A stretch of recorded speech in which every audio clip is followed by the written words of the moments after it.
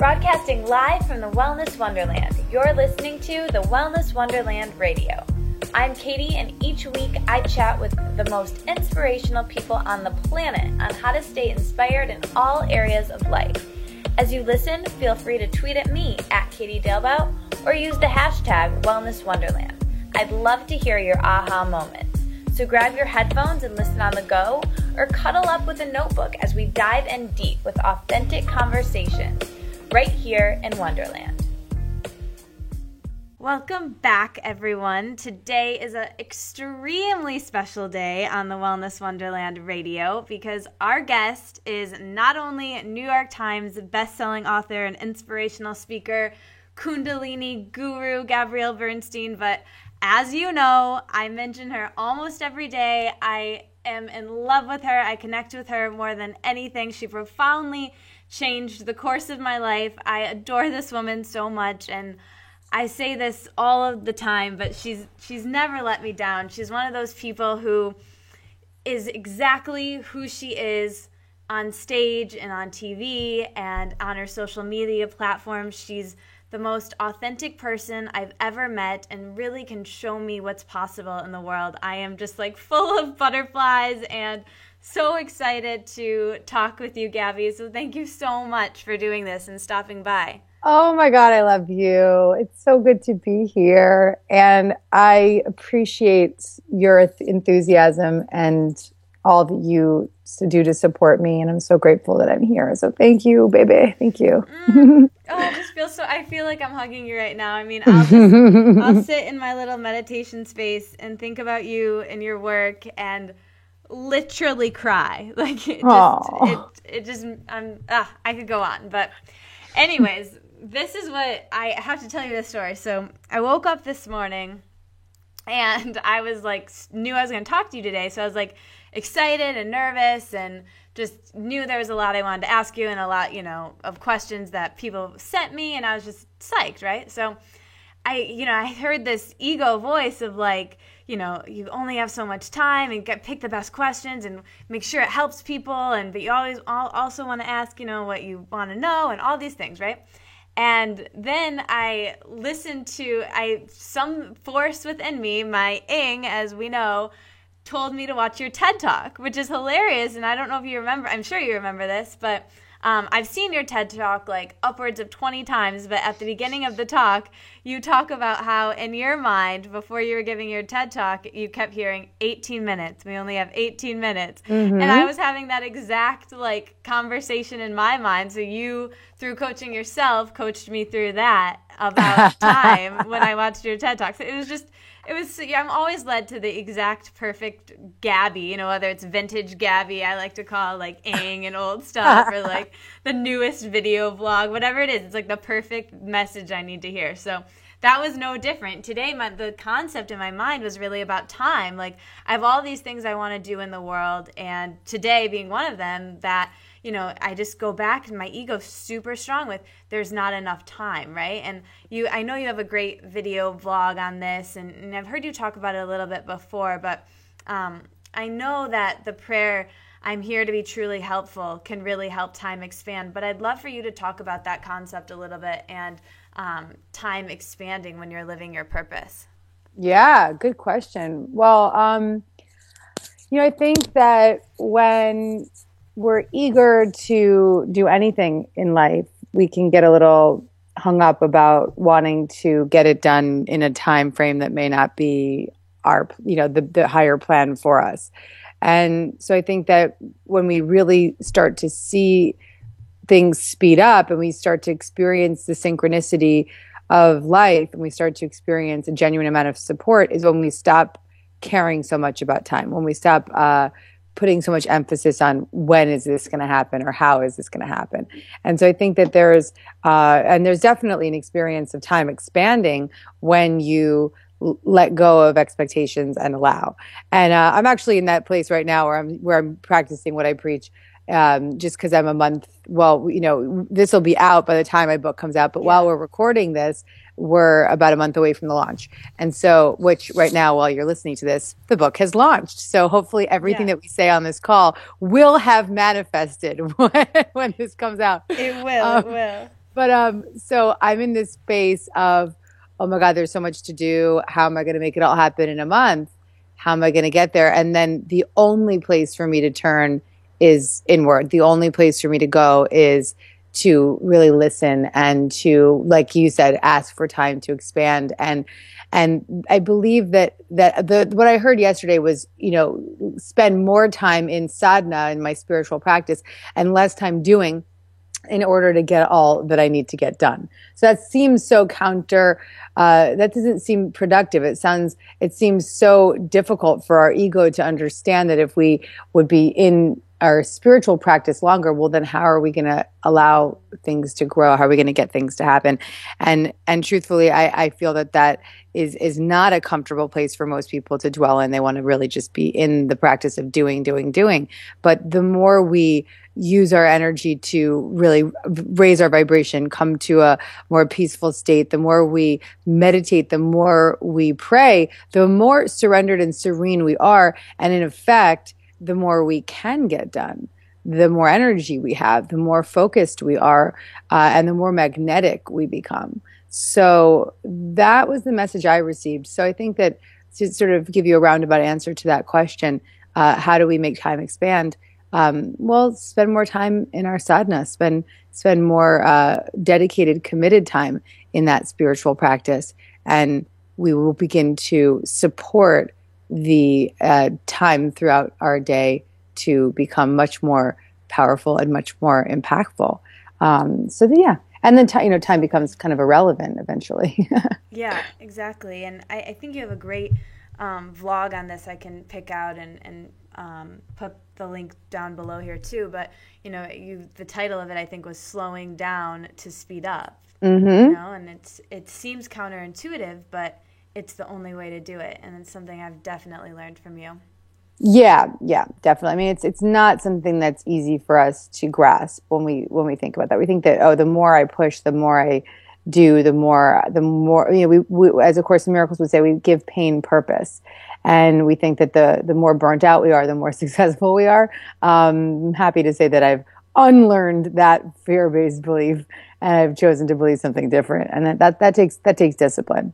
Yeah, for sure. And it's and I think it's also like a personality thing too. I know you've talked about, having that mindset of, the F it, let's go. And there's so much, I feel it, in myself too, that there's so much I want to do and create and be that that slowing down, something I definitely really have to focus on, pushing myself to slow down, Right. So Yeah, definitely. I think that's huge. So the next thing I want to talk about is that special relationship, right? So I am going to call out my ego to you and let everyone in the Wellness Wonderland hear that, as you know, I've made you quite special. And I think I've heard you say that you had realized you had done this with your mentor, Marianne Williamson, and you outed your ego to her. So I'm doing that here for everyone to hear. And so my question is then, how do you release that special relationship with a mentor, or someone you just respect and admire so deeply, or a romantic partner, whatever it is for you? Could you talk about releasing that specialness a bit? Well, I think my friendship with Marianne is a great example. I feel that as a result of outing my ego, as you just did, and also just and just one day at a time, just seeing her as such a powerful example for me, and seeing her as human, and seeing her in all that she is, I was able to sort of release that specialness and that idol that we make of people. And well, I guess the best thing to express is that when we let that go, we can actually truly enjoy the relationship for what it is, and we can honor and admire and love the person in a very easygoing way. That feels more connected and feels more real. Whereas when we make someone special, there's a sense of inadequacy that we're placing upon ourselves. Like, I'm not good enough. I'm not that is not me. And as Yogi Bhajan would say, recognize the other person as you. In the case of making someone special, we're saying, well, they're separate from me. And that separation is what the ego does to keep us away from that interconnectedness and that faith in oneness. And once again, just like we were saying with the other tip of, how to expand time, all of these beliefs that are spiritual beliefs, metaphysical beliefs, are very, very difficult for our ego to understand. In many cases, you would be thinking, well, how can I possibly not make my husband special, or my boyfriend special, or that guy that I like, or that mentor, or that, or that teacher, whoever it may be. It can be extremely confusing to the ego, in even having that inner dialogue of the contemplating, how could I possibly let that go? But when you do, it really allows for such a genuine, easygoing, loving friendship to occur between two people that just becomes about mutual intentions of support and love, and less about how can I get that person to like me more, or what can I get from them, or how much can I give them so they'll give me more, and all that kind of just disappears. Yeah. And so I think if you at least know where you're going and know what the benefit and the outcome is of releasing those special idol illusions, you can start to really have a deeper desire to work towards that in your relationships. And so, how do you get there? You just started, you outed it by saying, okay, well, this isn't real. I recognize this isn't real, though it feels like it's really real. I know differently. I know that is not the truth. And starting to see that all that is shiny that you see in me is just really who you are, and accepting from that. My ego. Yeah, definitely. Really, really true.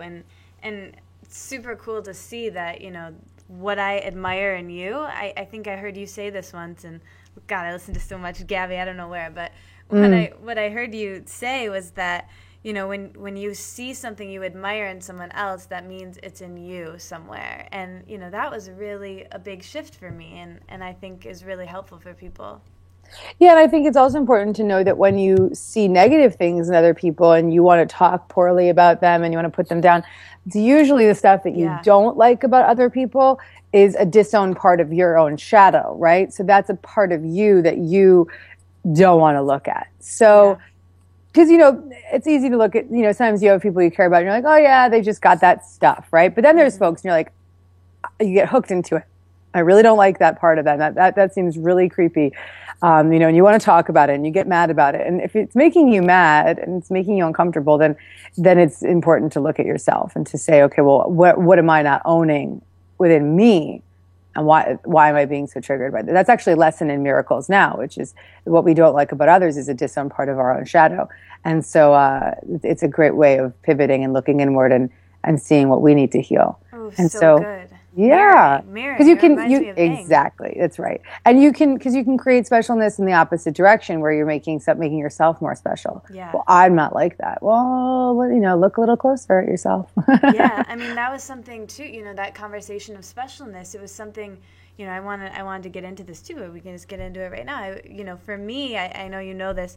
Your course Finally Full, which is available for people to buy, which I cannot recommend anymore. It's amazing, but you can even make food special, right? You can make anything special, and I think that's why I wanted to bring this up and out myself. But really, it's I've made a lot of things special. It isn't just Gabby, and it's like really going inward and figuring out what that is and how to release that, I think is kind of the first step.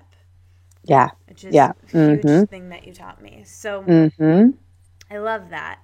So hearing your background and going back to your story with Marianne Williamson and how when you first got started on this path of making this your career, and I always love the story. Every time I hear you tell the story of your background and how you got into this work, but I love when you said to her, how does she suggest you share this message with your generation? And now you've done it and are doing it and will continue to do it. I can't wait to see where you're going to be teaching in 10 years when we're all levitating, right? But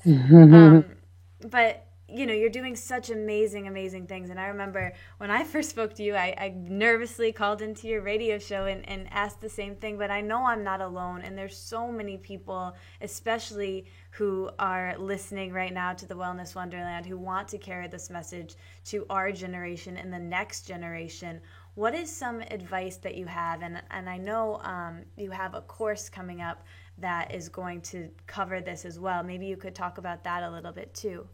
Well, first of all, I mean, I can remember that moment like it was yesterday, Katie, and Really? I mean, it makes me want to cry. Yeah, it makes me cry. Like it was such a deep moment for me. I was just remember, I literally, my eyes are closed. I'm taking myself there right now. So really, I was with my best friend Michaela, who you've interviewed here, Love and it, yeah.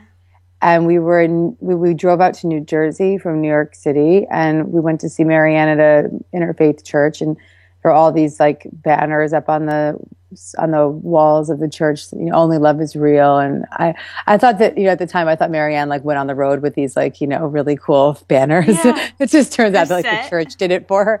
Yeah, exactly. Like it was her set. And we watched her speak. And then I remember getting my hand up and she just like zoned right to me. And I looked at her and I said, so yeah, cool no, to hear this in detail. yeah. It was crazy. And I asked her exactly what you said, you know, how would you suggest I share this with my generation? And I mean, she just locked in so clear. And you know, the Holy Spirit was there saying, you know, telling her, listen up, help this girl, knees. you know, help her and honor her is what, you know, I'm sure was coming through her.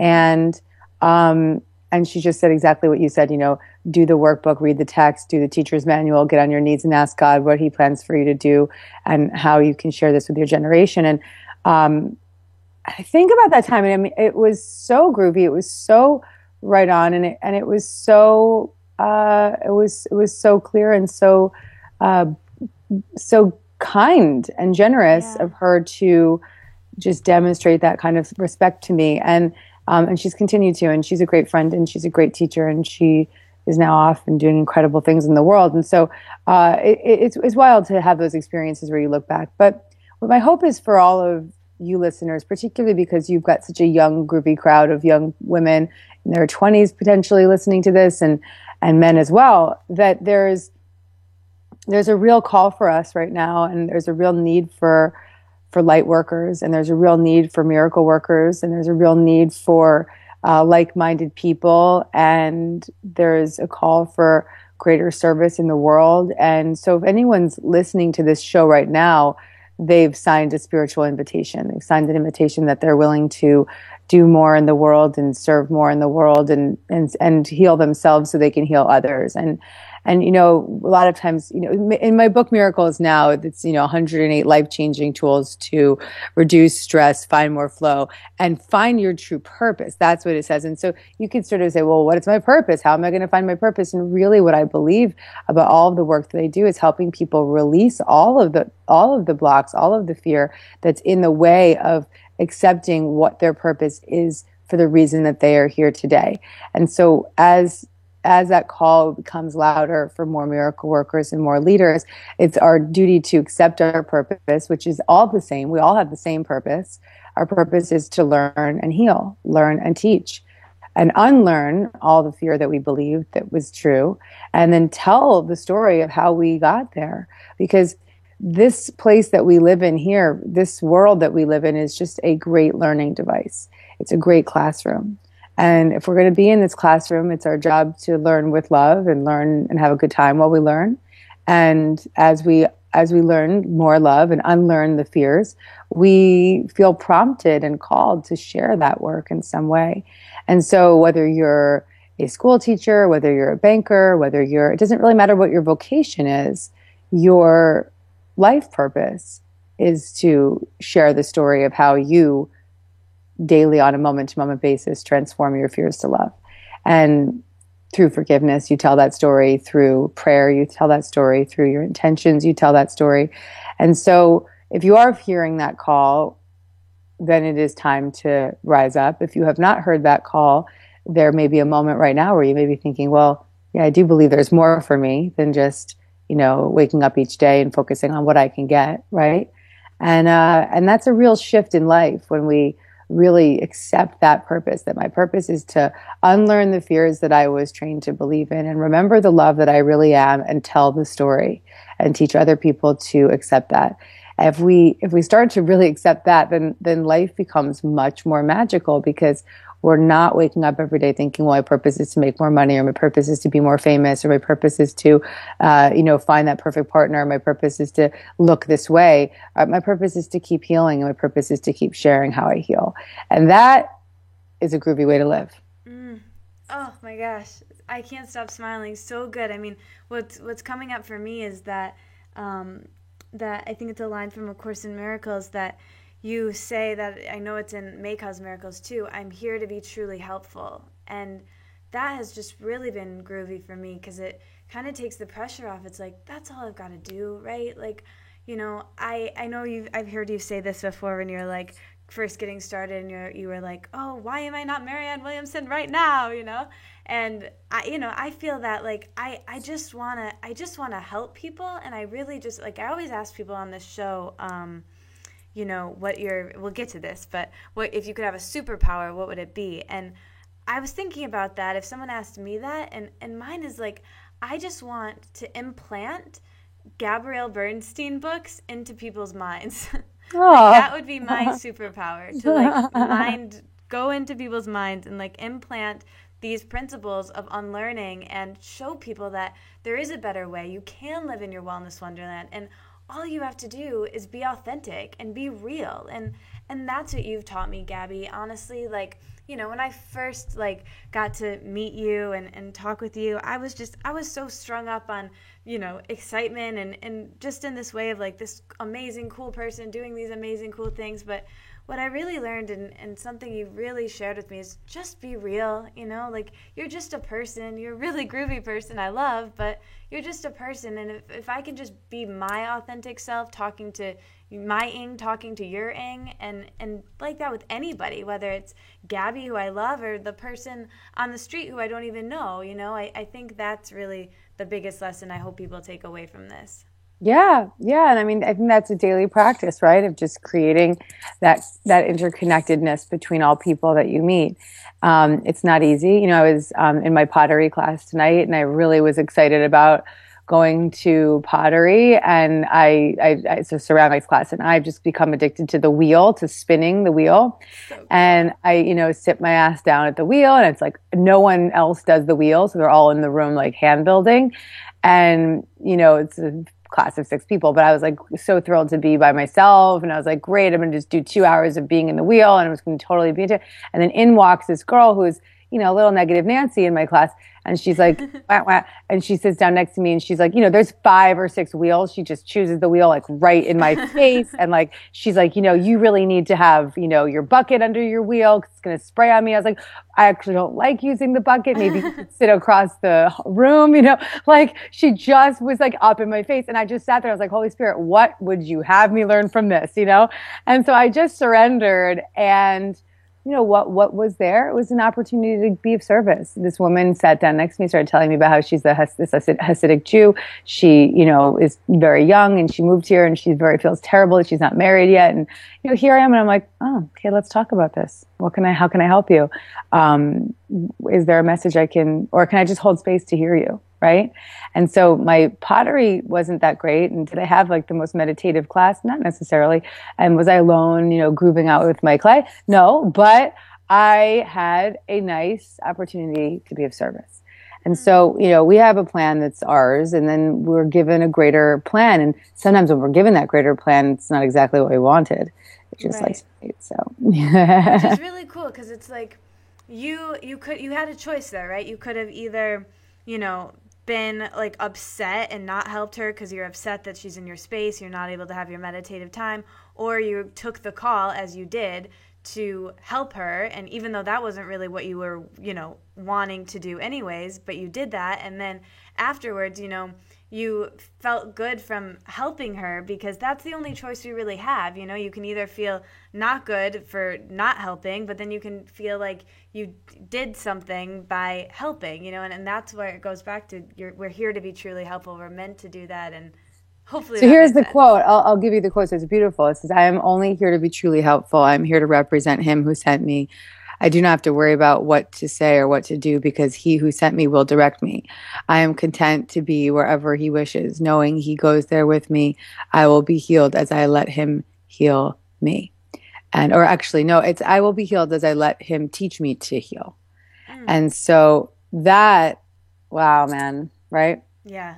Nice one. That's what I was trying to say. Yeah. Mm-hmm. So freaking good. So I would love to talk a little bit more relationships a little bit and go into that mentoring relationship. I think for some people, for a lot of people, and myself included, you think of it could be construed as a really one-sided relationship. And I love, some of your early lectures, Vintage Gabby, you did a couple mentoring lectures, and you talked about this mentor-mentee relationship being so two-sided, not focusing on what you can get, but how you can serve. And you mentioned that a little bit earlier, but maybe you could talk a little bit more about that.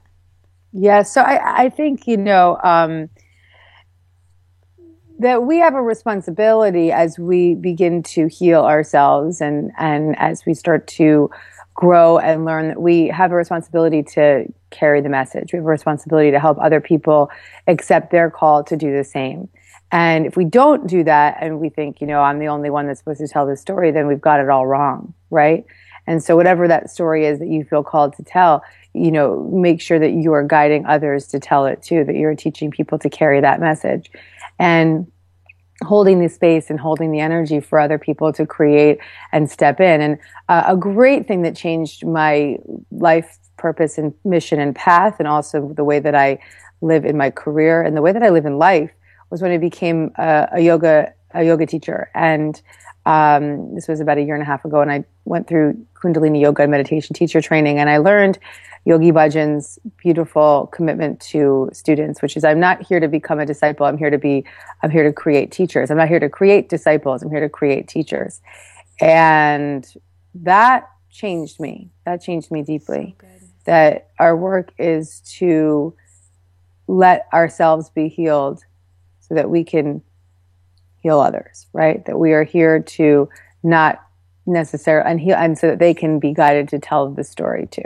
So we're not necessarily here to create a following and create this band of disciples. I mean, nothing makes me happier, Katie, than seeing you shine, right? Seeing you get your book deal, seeing you have all this, this voice in the world, and to take the principles that you're applying in your life and make them your own and bring them out into the world. I mean, that to me, then I can sit there and say, job well done, right? So I can say that to myself and to you, job well done, because that there has been a container for you to feel that you have the power to express these truths. And so anyone that's listening may now be looking to you and saying, well, I want to do that too. And so just continue on Katie's path, seeing that light that you see in her is your light. And so, accepting that this isn't about this is about creating more teachers. If we all sort of accept that, okay, well, I need to teach myself so that I can teach others.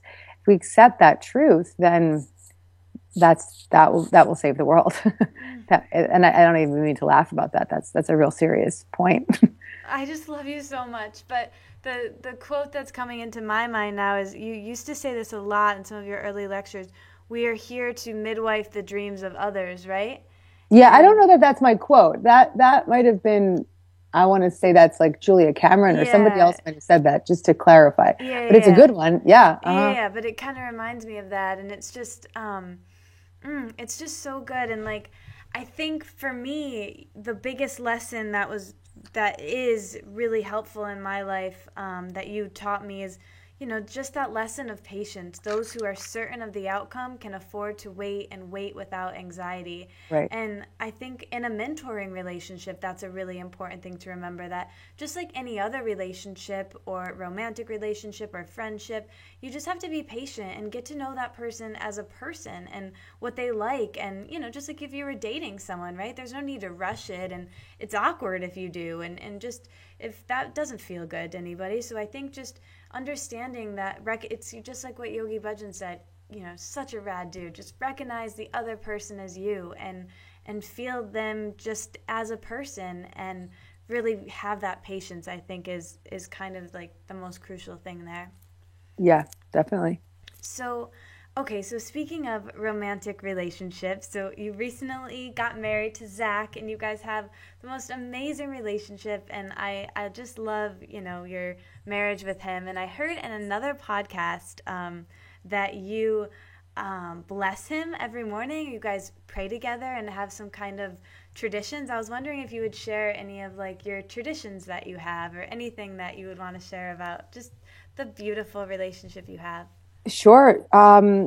So I feel very, very blessed to be in the relationship I'm in. It's not without a lot of hard work, that's for sure.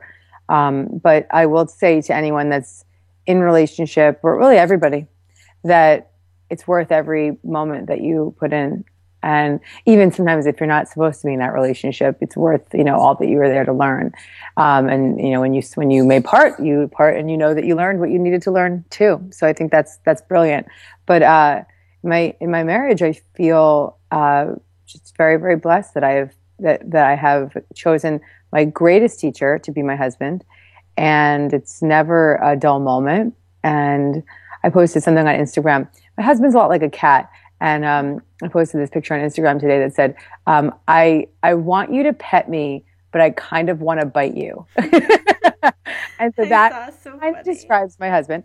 And so that's it's a great challenge to be with somebody that that you have to learn their ways, and then vice versa, because I have my own stuff. And so it's such a cool thing to be in a partnership where you're constantly bringing the truth to the surface. And so I think that's probably one of our greatest rituals, which is to always be bringing the truth forward. I'm feeling this way. Let's work through this. And no denial of the truth. And in that space, there's a creation of real mutual respect and admiration and healing at all times. And so I think that if you're not being authentic in your relationship, then you might as well, move on. Really, it's in that authentic truth is where the true healing occurs and where true connection occurs. And so I think that would probably be my greatest tip for anyone in relationship. And our other rituals, like you said, I bless him every morning. I ask for all the angels to guide him and protect him and watch over him. And I bless his day, and whatever else may be going on in particular, I'll bring it in. And I continue to dwell in that blessing of releasing him and letting him go. And I heard Marianne say that many years ago. A woman said, well, how do I know when I'm supposed to let go of my husband? And she said, every morning. I was like, mm-hmm. So that's my practice, is to release him every day. As he's walking in the door, as we say this. How funny is that? Oh my gosh, of course. Not surprised. So hi, Zach. Yeah. Hi, Zach. So I've shared this with you before, but I love listening to, what I call vintage Gabby, your old lectures to your lectures now. They're amazing and great. And I would just love to know from your perspective, how have you developed and changed since you started? Hold on a second, Katie. He's actually asking. I'm on an interview, honey. Sorry. That's okay. Go on, Katie.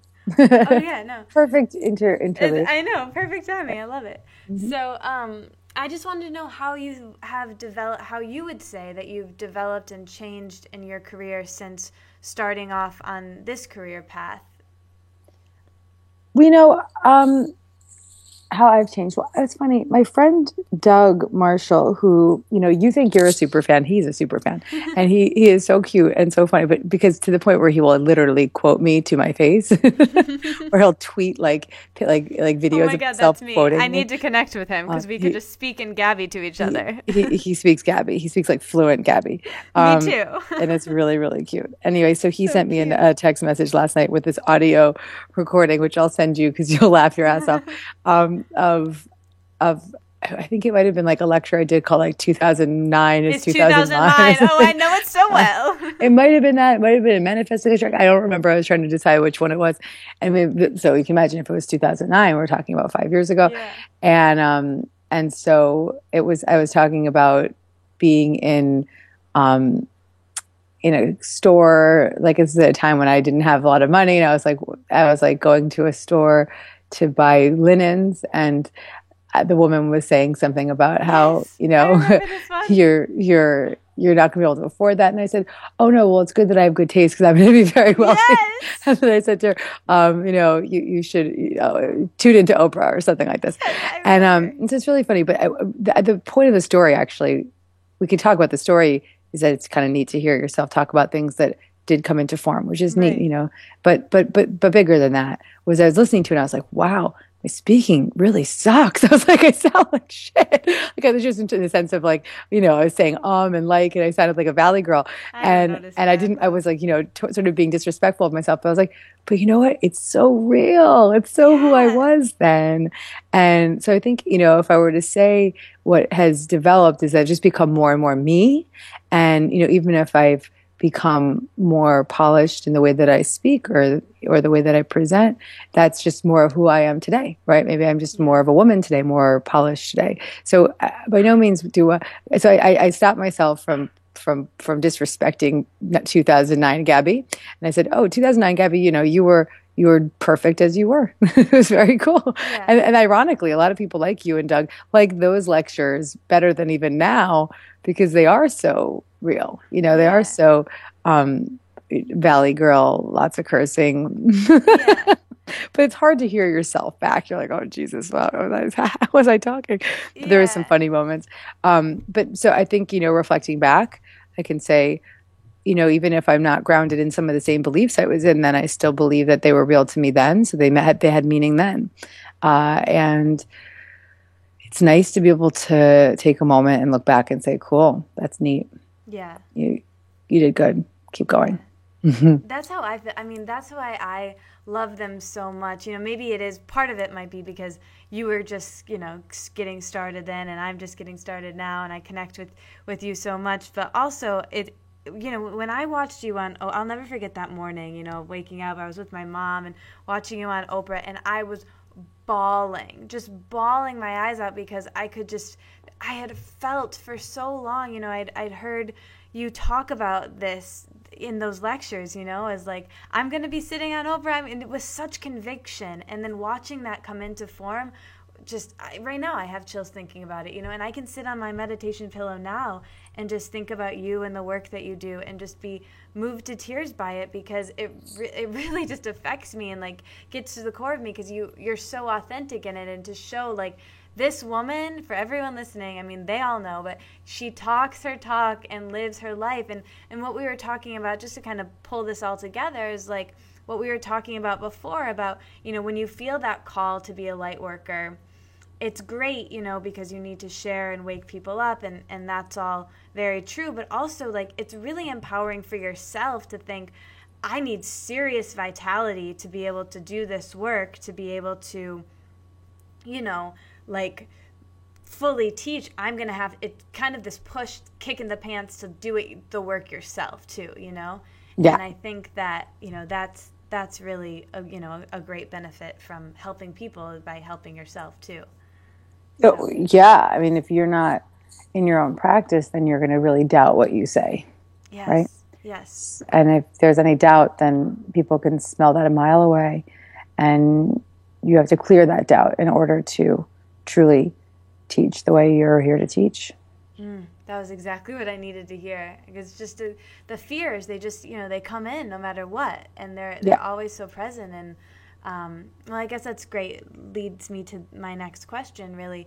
When surrendering your fears and your struggles, this is something you taught me to do, is surrender them in the first place. But this is kind of a silly question, but can you surrender too many things at once, right? I sometimes feel like I'm surrendering so much. Should we focus in on one thing at a time, one area of life to surrender, or can you surrender as much as you want? Well, I think you can surrender as much as you want, but I think that if you're feeling overwhelmed by your surrender in the process, then you might want to scale back a little bit. But you know, right now, like with Miracles now, with this new book, I have this experience of just like, you know, pangs of anxiety, like, oh my God, I've got so much to do, and I've got so much to to spread. And then I close my eyes and I pray for surrender. And one thing that happened recently was I just saw myself handing out books to angels, which was really cool. This happened in my meditation. It was like this line of like, it could have been like a million angels. And I was sitting there with like this huge pile of copies of my book, handing out the copies. And what that meant was I was giving them a copy to put in the hands of those who need them.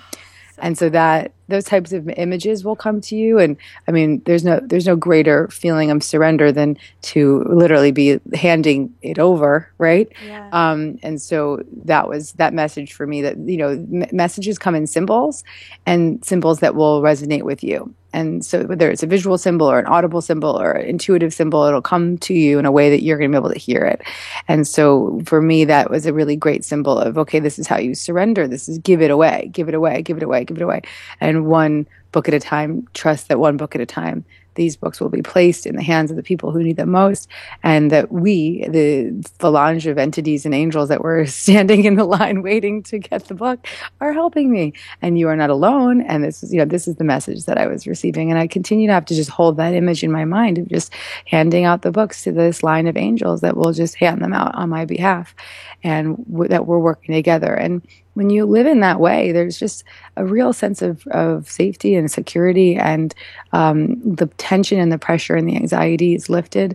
And so I would suggest that you surrender one thing at a time right now. And, you can use that metaphor, that image, if you'd like to. Maybe I'll do a meditation on surrender and use that image of surrendering your desires to the angels.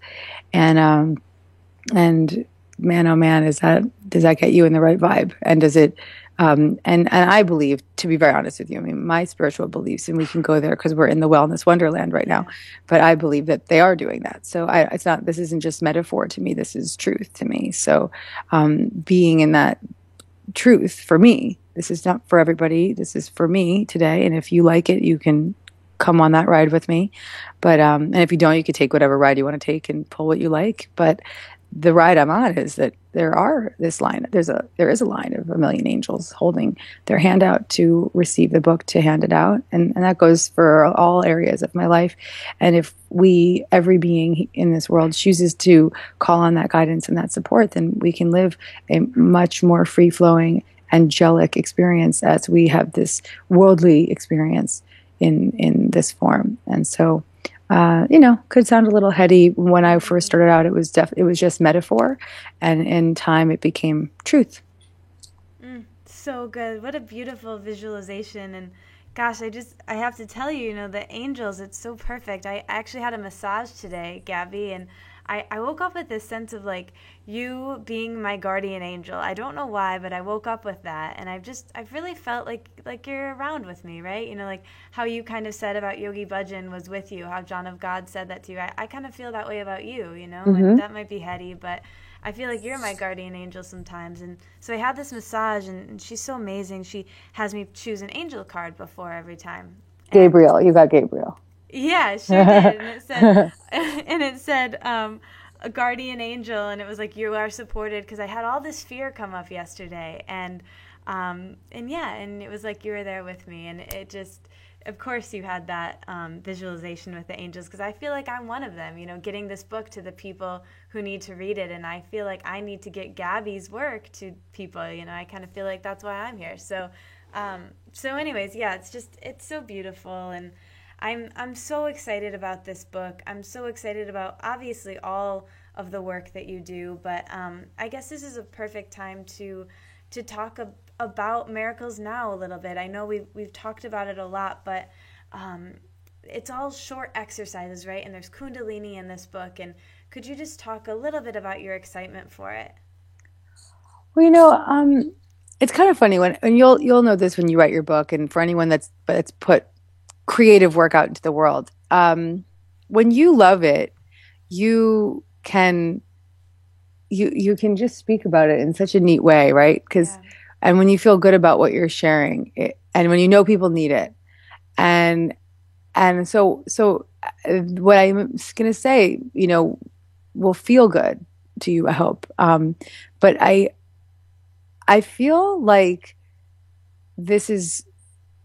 it's such an exciting book. It's such an exciting time to put this book out.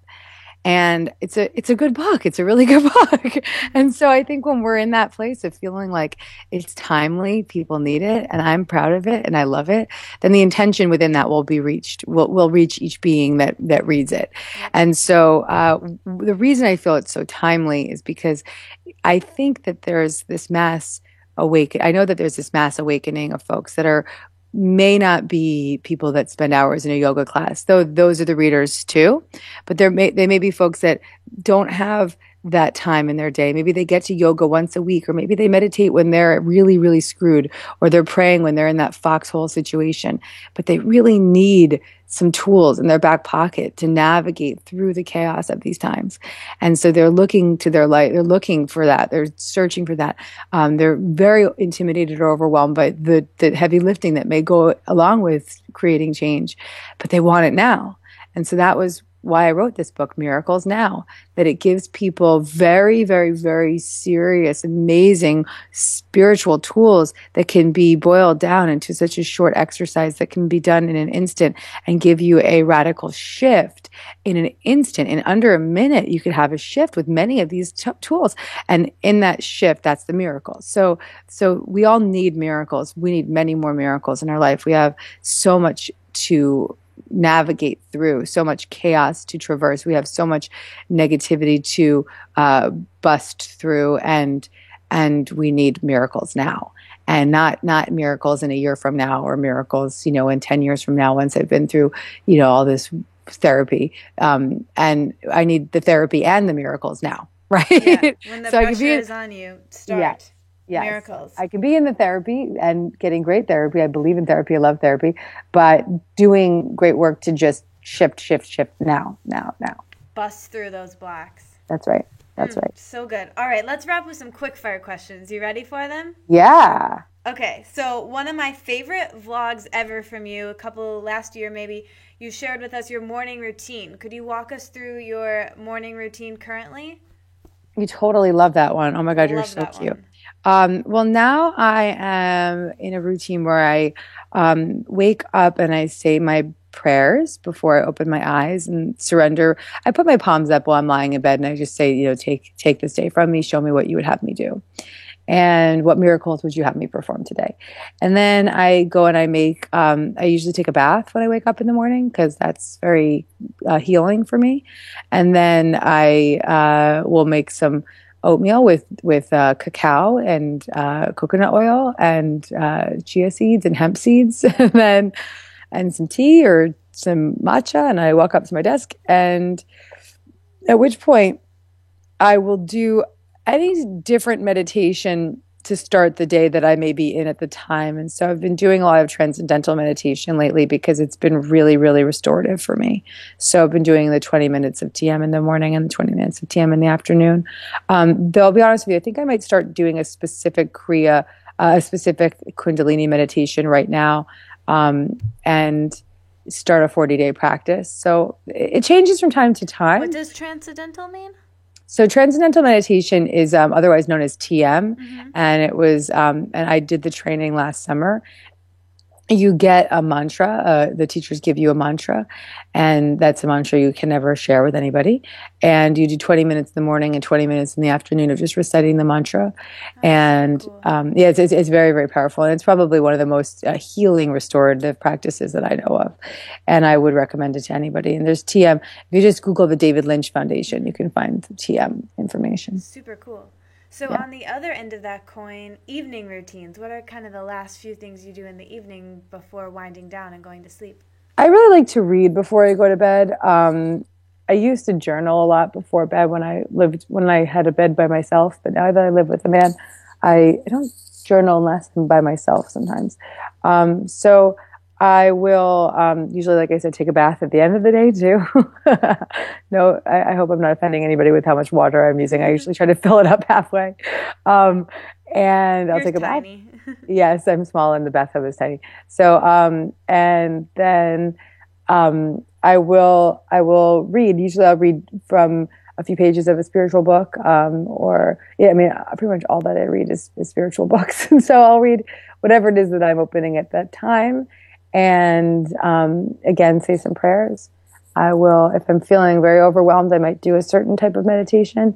But usually meditations are very activating for me. So I don't usually meditate before bed because I'm pretty wired afterwards.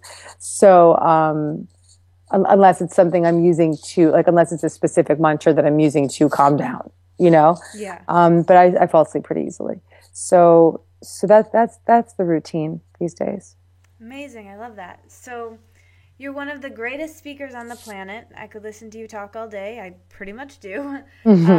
So what I would love to know, I've wondered this for a while now, any pre-speech rituals? How have you developed your craft? What's kind of your go-tos? Yeah, I'm going to talk about this a lot in my you mentioned it, my Spirit Junkie Masterclass training, which is in September, which I think I can't wait for you to be there. So happy.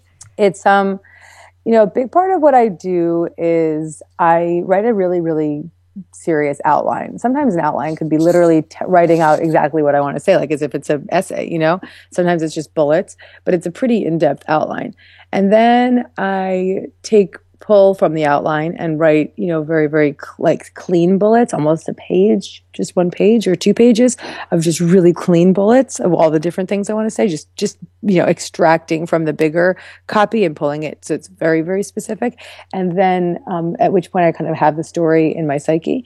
And then I meditate and I envision the entire lecture. So I see myself in my mind's eye talking through the whole lecture. So then I'll do that in the bathtub or sitting in my meditation pillow and just see the whole lecture go through my mind's eye, and hear myself say it out loud and envision myself on the stage saying it.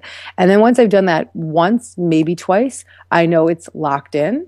And then I will go to the theater, wherever it may be. I'll have that outline, which I never use, never even look at it. Maybe once in a while I'll reference it, depending on how long the lecture is. But for the most part, it's on the stage with me just because it's a habit. But it's locked in, and I barely look at it. If I am looking at it, it's because, like I said, it's a longer lecture. It's maybe more of a workshop. Usually I just let it go. But before I go on the stage, I say a prayer. A few prayers. I say the prayer for teachers that we do with Kundalini teachers, which is, I am not a woman, I am not a man, I am not a person, I am not myself, I am a teacher. And then I say another prayer, which is that I ask for the guides of the highest truth and compassion to speak through me. And then I'm hooked up. And sometimes I'll do Ego Eradicator, which is a meditation that you love. I'll do that before I go out. Or I'll do a meditation for clearing the field before I go out. So depending on how heady I am in that moment, I'll self-prescribe certain meditations. But I usually try not to talk to too many people. And I also pee like 45 times before I go out. And that's just because I have a psychopath thing that I think I'm going to have to pee because you're on the stage for 2 hours. So you don't have to pee. Yeah. So I will go pee for 14 times before I give a talk. Anyone that knows me, that's seen me backstage, knows that my ritual is to pee 18 times. I love that. And it's really cool, too. I've heard you, I'm just going to add this for you because I know you say this all the time. You spoke for free a ton when you were starting. And I think that that's really helpful for people, developing this craft. So speaking of speaking, Marianne Williamson's running for Congress. Do you have political aspirations like your mentor? Can I vote for you? Can I be your campaign manager sometime soon? No, I don't at all, actually. You can be my campaign manager in Wellness Wonderland? In spreading the love, yeah. I never say never, but that is not something that's in my foreseeable future. Though I really, really honor and cherish her commitment to politics.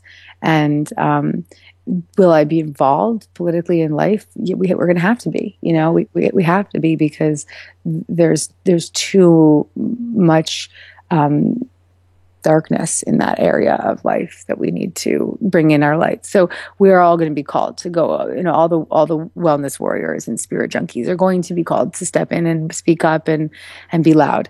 What form that comes in is irrelevant. We just have to show up. And so I'll do my part. I'll continue to do my part. But I do not believe that is the plan for me, Katie. Well, I'm your hype girl regardless, and you're always the president of the Wellness Wonderland. So, okay, these last few are super quick. So, favorite color? I was always orange. I don't know. I don't know if it's still orange. I don't remember. White. White is my favorite color. It's not really a color, but it would be my favorite color if it's a shade of a color. Nice. That's a nice transition to this question. Favorite Kundalini meditation? The meditation for expanding into intuitive knowing, which uses the mantra Ek Onkar Sat Gur Prasad. That's which is the one with your thumb on the ring finger?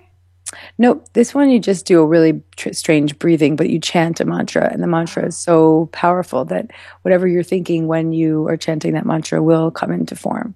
And the mantra again is Ek Onkar Sat Gur Prasad Ek Onkar, and it's my favorite. Oh yeah, that's the one that comes with a warning. Yes, that's right. So good. Okay, favorite prayer? I always believe probably my favorite prayer is where would you have me go? What would you have me do? What would you have me say? And to whom? So good. I say that in the morning, and I add what would you have me wear for sure. And then my newest one is what would you have me share? I really like that too. Nice one. So good. Favorite day of the week? Monday. Favorite hour of the day?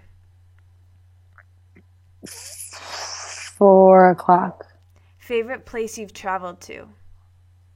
Brazil, John of God. Favorite on-the-go spirit junkie snack? Mary's Gone Crackers and hummus, which is on my desk right now. Love it. Favorite vegetable? Eggplant. Favorite fruit? Green apple. What is the superhero power you would like to have for a day? To whisper in the ear of everyone in the world. I would love for you to have that too. Favorite beauty ritual? Bathing. So good. Favorite movie? 16 Candles. Favorite book? A Return to Love, definitely. Favorite song? And Gary Renard's book, The Disappearance of the Universe, is another one of my favorite books. Favorite song? I Am the Grace of God, the Guru Nam Singh song. What is one thing right now that you're afraid of but you're doing anyways? Well, I'm asking a lot of people for help right now because I'm in campaign mode for my book, right? And I have fear around that still. So, but I'm doing it anyway. Love it. All right. So the last question, which as you know, the name of my blog and this podcast is The Wellness Wonderland. So when I offer that term to you, Gabby, what does it mean to you to live in a wellness wonderland?